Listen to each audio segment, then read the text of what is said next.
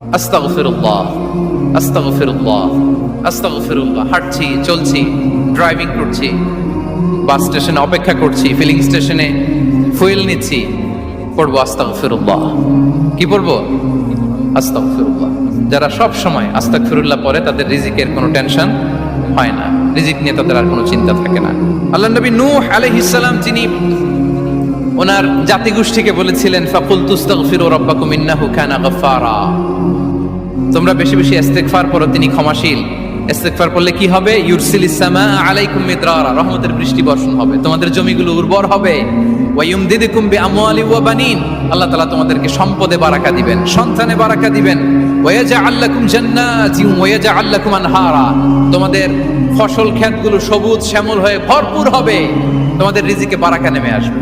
তাহলে আমরা যেন বেশি বেশি ইস্তেগফার করি। বিষ্ণু ইসা ইসলাম বলেছেন, মান লাযামাল ইস্তিগফার জাআলাল্লাহু লাকুম মিন কুল্লি দীকিন মাখরাজা ওয়া মিন কুল্লি হাম্মিন ফারাজা ওয়া ইয়ারযুকহু মিন হাইসু লা ইয়াহতাসিব। যে সব সময় ইস্তেগফার করে তার কোনো টেনশন থাকে না, তার জীবনে দুশ্চিন্তা আসে না, আর এমন জায়গা থেকে আল্লাহ রিজিকের বন্দোবস্ত করে যেটা সে কল্পনাও করে নাই। সুবহানাল্লাহ। আমরা যেন বেশি বেশি ইস্তেগফার করি। আস্তাগফিরুল্লাহ, এটা হচ্ছে ভেরি শর্ট ফর্ম অফ ইস্তেগফার। অথবা পড়তে পারেন আস্তাগফিরুল্লাহ আল্লাযী লা ইলাহা ইল্লা হুয়াল হাইয়ুল কাইয়্যুম ওয়া আতুবু ইলাইহি।